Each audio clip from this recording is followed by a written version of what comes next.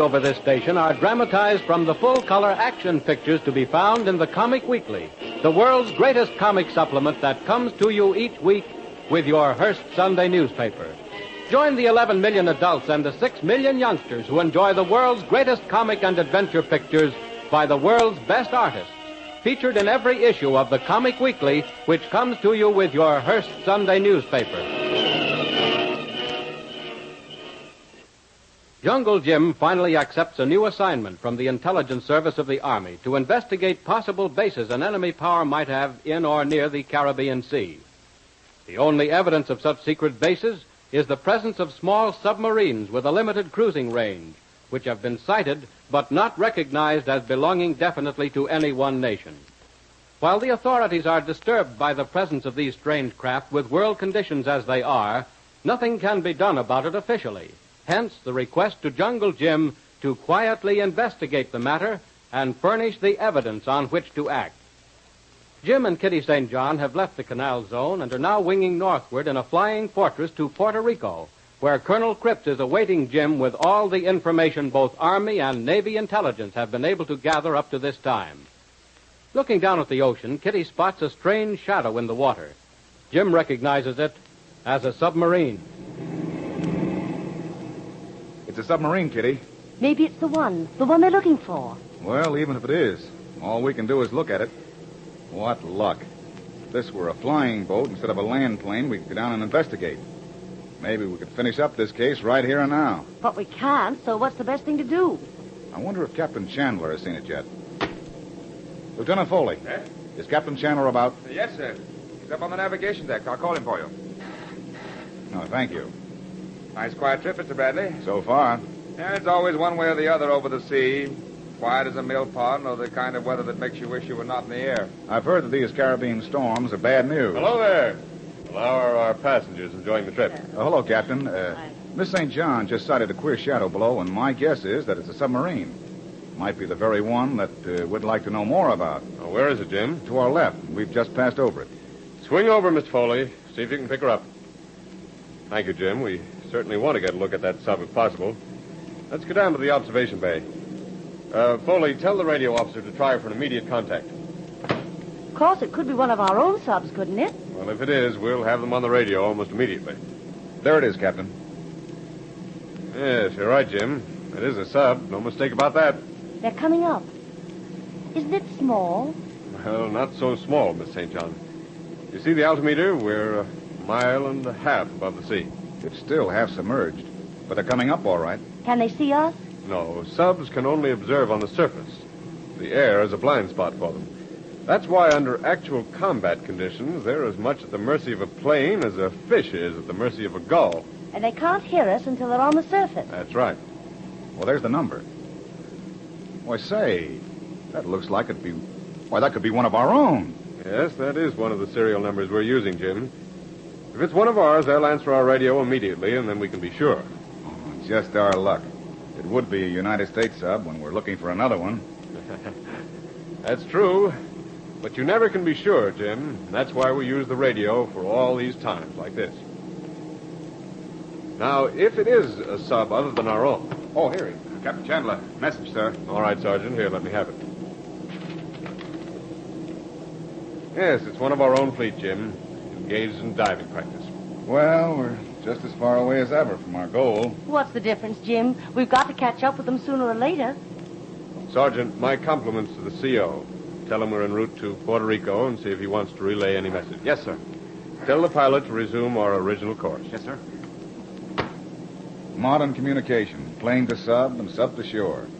And all these new developments depend on radio. Well, military operations have always been limited to the scope of communication. Without the telephone and radio, wars would be fought the same today as the Romans fought them. Wasn't the Battle of New Orleans fought weeks after the Treaty of Peace was signed? Uh-huh.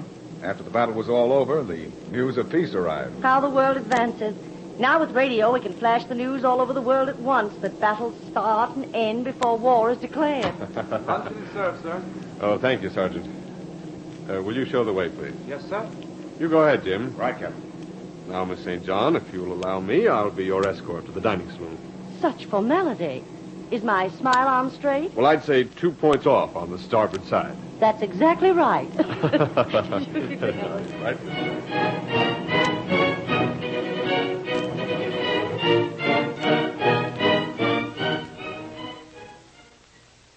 While Jim and Kitty are winging northward to Puerto Rico, the Navy patrol planes are crisscrossing every square mile of the Caribbean, on the lookout for any more signs of the supposedly hostile submarines.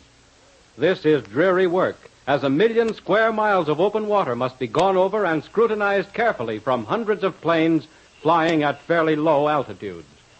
We pick up one unit after another of this vast flying group that now performs as the eyes of the fleet. Flight 11, Lieutenant Thompson reporting from Area 6. Come in, Flight 11. What is your report? Have made all contact points. No sign of Objective 6. Sea is very calm, weather perfect, visibility unlimited. Have gas enough to last 1/2 hour more than schedule. Okay, Flight 11. Continue on plan for area number 6. That is all.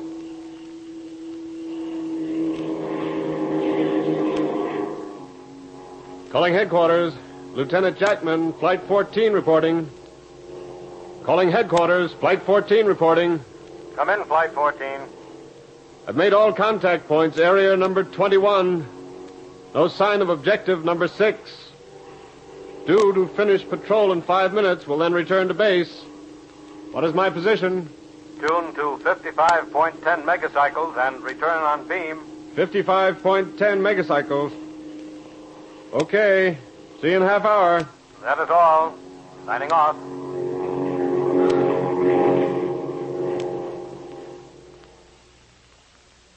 While these reports are pouring into headquarters from every point of the compass, Jim and Kitty are rapidly nearing their destination. The flight in a flying fortress, one of the newest weapons for hemisphere defense, has been a revelation. They have inspected the armaments and been amazed at the efficiency of the superbly trained crew under the able leadership of Captain Chandler. Now, for amusement, they're all in the radio section listening in on routine communications between the patrol planes and the carrier from which they have taken to the air. Those pilots chatter like a lot of magpies. Pilot number this and report number that. Yes, Miss St. John, with us, radio is a serious business. Oh, I didn't mean to belittle them, but it sounds all the same to me. Well, those numbers are code for, well, most any sort of meaning. I can tell you the objective number 6 is the strange submarine. Judging from the reports, those subs are certainly scarce. Today, not one patrol ship has even had a false alarm, much less anything important to report. Captain, about how long can a sub stay submerged? Well, that would vary, Jim, with a number of factors. If they were just hiding out on the bottom, they could probably stay below for the daylight hours and only have to come up at night to replenish their batteries. Well, that's sort of an anchor. About how long can they stay below if they're moving? Well, again, that depends on circumstances. Running full speed, I'd say about 4 hours. Just cruising along at, say, 3 or 4 knots, they're probably good for 8 to 10 hours. Then, if they're at all active, the patrol should spot them. Yes, the flights are constant from dawn to dark. Another report coming, sir. Want to hear it? Oh, let's not say we did. I'm tired of them. Try one more, Kitty. It might be good. Yes, and we might hear the Ulrich family, too. Or information, please. Well, you can suit yourselves. We don't have to log these calls. They're just interesting if they concern us. Flight number 33, urgent report, come in headquarters. Flight number 33, urgent report, headquarters, come in. Come in, 33. What's up? Objective number 6 is in sight in area 59. I'm positive it's the type of sub we're seeking. I've been following it for about 5 minutes now. It's cruising just below the surface, and the periscope is exposed only a few feet. You see, Jim? Switch to your key. Send your flight number continuously. We want shore stations to check your position. But don't lose sight of objective number 6. Yes, sir. What'd I tell you, Kitty? You never know. Boy, oh boy, I wish we were inside of that pilot right now. Oh, not so fast, Jim. What could we do? Nothing but what he's doing.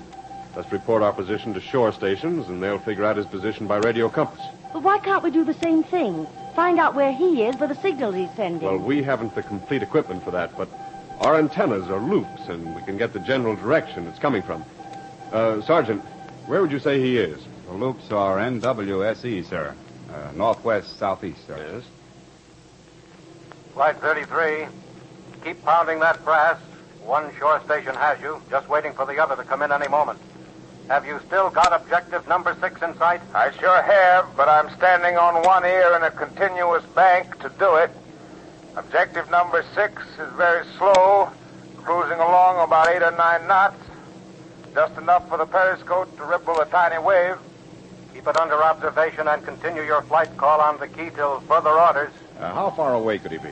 Oh, I would say between 200 and 300 miles southeast of her, sir. Well, let's see the map.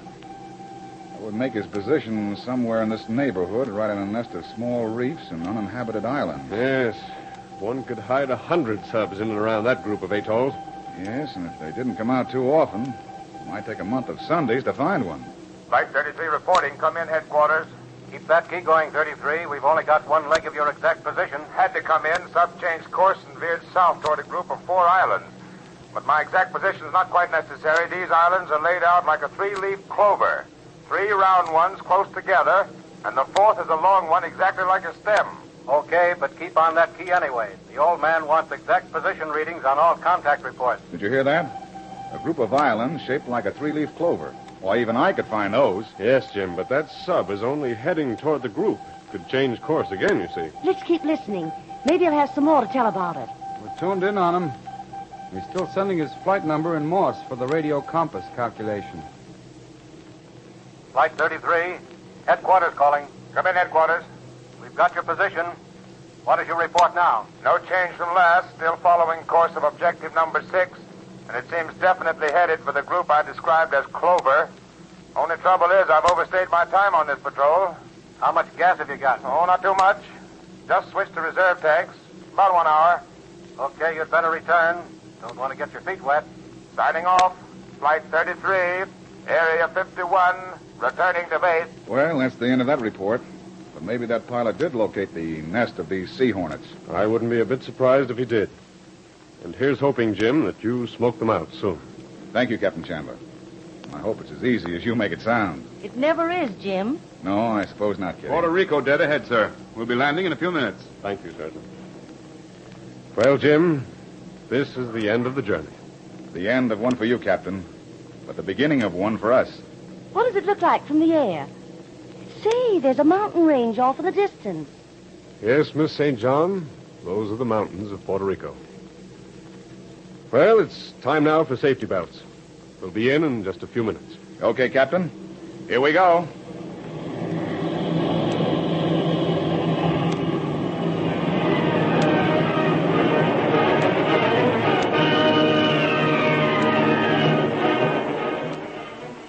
What new adventures lie just over the horizon for Jungle Jim?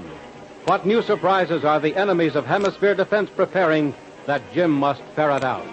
Don't miss the next exciting episode of The Adventures of Jungle Jim. Remember, you can follow these adventures in the full-color action pictures to be found in the Comic Weekly, the world's greatest comic supplement containing the best full-color adventure and comic pictures. Remember, no other comic supplement can give you the top names of Cartoonland, like the all-star favorites to be found in the Comic Weekly. The whole family follows the fun and frolics of Jiggs and Maggie, the Little King, and the immortal Donald Duck, as well as the exciting adventures of Jungle Jim and Flash Gordon. Join the 11 million adults and the 6 million youngsters who every week find the greatest of home entertainment in the Comic Weekly, which comes to you with your Hearst Sunday newspaper. More thrilling adventures of Jungle Jim will be heard at this time next week over this station. Be sure to tune in.